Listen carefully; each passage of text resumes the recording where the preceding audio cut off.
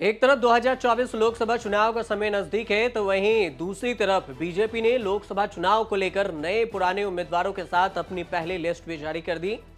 BJP ने 2 मार्च को पहली लिस्ट में 16 राज्यों और 2 केंद्र शासित प्रदेश के 195 उम्मीदवारों के नाम का ऐलान किया, जिसमें नरेंद्र मोदी, अमित शाह, राजनाथ सिंह, ओम बिरला, स्मृति ईरानी जैसे दिग्गज के नाम भी शामिल हैं। वहीं इस लिस्ट में 3 दर्जन से ज्यादा मौजूदा सांसद का टिकट काटकर उनके स्थान पर नए चेहरे को जगह दी गई है। इसके अलावा बीजेपी ने उन सीटों पर भी उम्मीदवार घोषित नहीं किए हैं जहां पर सबकी नजरें टिकी हुई है। इनमें वरुण गांधी की पीलीभीत सीट, मेनका गांधी के सुल्तानपुर सीट, बृजभूषण शरण सिंह की कैसरगंज सीट और स्वामी प्रसाद मौर्य की बेटी संघमित्रा मौर्य की बदायूं सीट और जनरल वीके सिंह की गाजियाबाद सीट भी शामिल हैं, जिसको लेकर अभी सस्पेंस बरकरार है। ऐसे में अटकलों का बाजार गर्म है कि क्या वरुण गांधी और मेनका गांधी को बीजेपी इस बार टिकट देगी या फिर नहीं।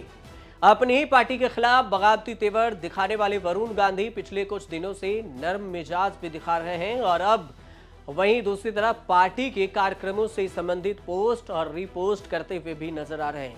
ऐसे में कई तरह के कयास लगाए जा रहे हैं। प्रधानमंत्री नरेंद्र मोदी को तीसरी बार प्रधानमंत्री बनाने के दावे के साथ एनडीए एकजुट हो रहा है और हो भी चुका है। बीजेपी ने यूपी के सभी 80 की 80 लोकसभा सीट जीतने का लक्ष्य रखा है। इस क्रम में बीजेपी ने 2 मार्च को देश भर के 195 सीटों का उम्मीदवारों की घोषित तो कर दी, लेकिन कुछ सीटों पर सस्पेंस रखा है, जिसमें यूपी के 51 सीटें शामिल हैं जिस पर उम्मीदवारों की घोषणा हुई है। बाकी बची 29 सीटों में से 24 पर बीजेपी अपने उम्मीदवार उतारेगी, यानी बाकी 5 सीटों पर उनके सहयोगी पार्टी चुनाव लड़ेंगी।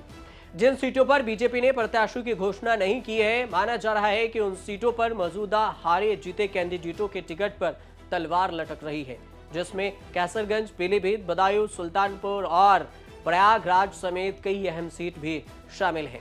सबसे ज्यादा चर्चा वरुण गांधी और मेनका गांधी को लेकर हो रही है, क्योंकि वरुण गांधी की चर्चित लोकसभा सीट पीलीभीत भी इस लिस्ट में शामिल है।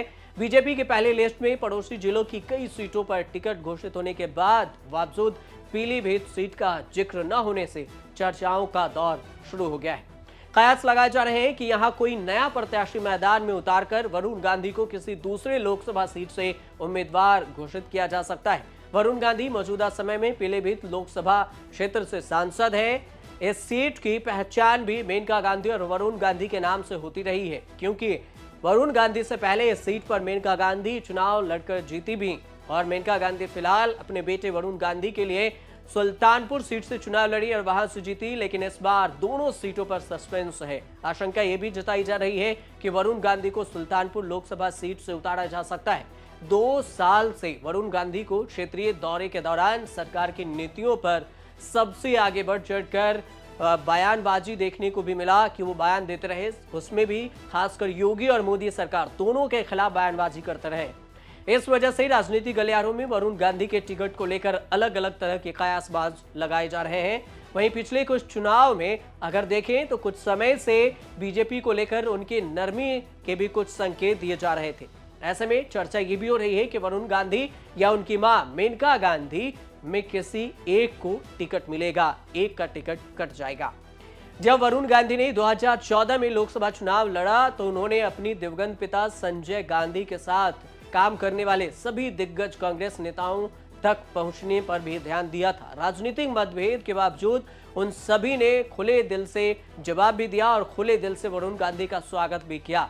लेकिन अब सूत्रों के हवाले से जो खबर मिली है उसमें कहा जा रहा है कि बीजेपी द्वारा वरुण गांधी को टिकट देने की संभावना नहीं है, जो पार्टी की नीतियों से अत्यधिक आलोचनात्मक बयान देते रहे हैं, आलोचक भी बने रहे हैं।